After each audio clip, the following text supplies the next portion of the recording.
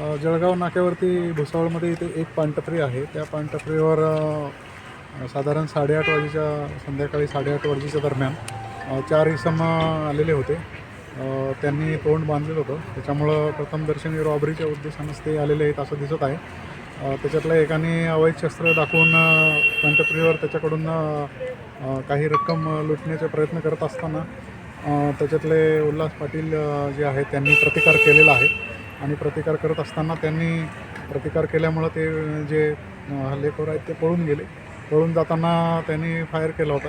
अवैध त्यांच्या खांद्याजवळ लागलेली आहे. ते जखमी आहेत. त्यांच्यावर रुग्णालयामध्ये उपचार सुरू आहेत. आपण आता त्यांची फिर्याद घेऊन गुन्हा दाखल करत आहोत पोलीस स्टेशनला आणि पुढचा तपास सुरू आहे.